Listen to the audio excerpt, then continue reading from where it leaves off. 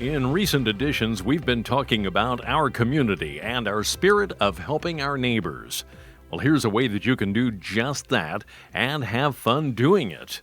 It's an annual event, a fundraiser to aid something not unique to our community, but it's a struggle across the state and the nation. Here at home, one of the efforts addressing this problem is orchestrated by the Christian Center. And Executive Director of the Center, Rob Spalding, talked with us about the Walk a Mile in My Shoes event. This will be our 9th annual. So however that math works out, I think it was 2014 was our first one. And we have consistently, we've tried to have one each year. Last year, it was a virtual walk. The one before that, it was in February of 19, and it was literally the last community event before COVID began shutting everything down. And then last year we did a virtual walk, and we had a lot of fun with it. It was a different way of doing it, and we had a lot of fun. He explained to us the concept of the Walk a Mile event. The whole point of the event is to raise some money and raise awareness to the plight of our neighbors who are living on the street and families that are really struggling. So we get together at Reardon. We do the registration, then we do a little inspirational thing. We have local dignitaries or whatever come in and just kind of talk about why they support the Christian Center and why the ministry is important. And then we all walk. We walk exactly 1 mile from Reardon Auditorium to the Christian Center there at the corner of 7th and Main, which is where our chapel's at. And then what we do is we have some fun there. We do a little awards thing, and we usually have a lot of fun doing that. And then the CATS buses are waiting out here. They take everyone back to their cars at Reardon, and then the day's over. And so we start about 9 o'clock at registration. By 11:15, everyone's done.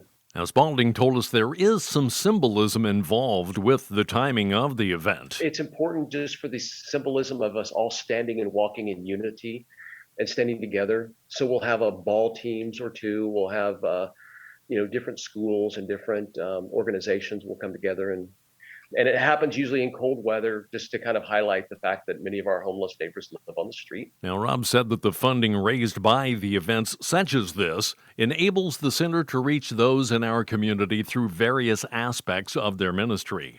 And he shared details of one such outreach. A year ago, we opened our Elio Center. It's only one of about 3 centers like this in the whole state. And it's a place where people who live on the street can shower and wash their clothes. They can receive mail, but more importantly, they can get services that they need. They can meet with housing people. They can get their insurance taken care of. We do once a week on Tuesdays, we do HIV/AIDS testing. On Mondays, we have a navigator there that gets people into health benefits and things that they're eligible for. We work with Aspire and Community Hospital and the Health Department and Jane Pauley and different organizations. And the whole thing is we're constantly conspiring to help people meet those needs that they need to move them out of homelessness. Because for us, I don't believe we should enable people to stay in homelessness. And a lot of people say, hey, if somebody wants to be homeless, give them a nice fluffy blanket and make them happy. But for me, I don't believe that God has called us to enable people to stay in that situation. God didn't call people to live in a filthy tent down by the river. He has called us to something better. And what we're trying to do is to empower them to move them out. But the Elio Center is designed in such a fashion to meet somebody where they're at, whether it's getting them a hot shower and a place to launder their clothing. And the idea is to get them off the street. So it's housing, it's job training, it's all those things. Now, if you're interested in helping out by walking the mile or entering a team in the event, you can register online, make a donation online, send a donation here if you just want to support the cause. You could go to thechristiancenter.org/walk. You can email to events@thechristiancenter.org. And Lauren Cantrell, who is our events person, she'll take great care of you. You can also call 765-623-7804. So that's March 5th at Reardon Auditorium at 9 a.m. Once again, you can go to thechristiancenter.org. You can go to our Facebook page, go to Walk a Mile in My Shoes Anderson, and there's lots of updates there. And if you need forums or anything like that.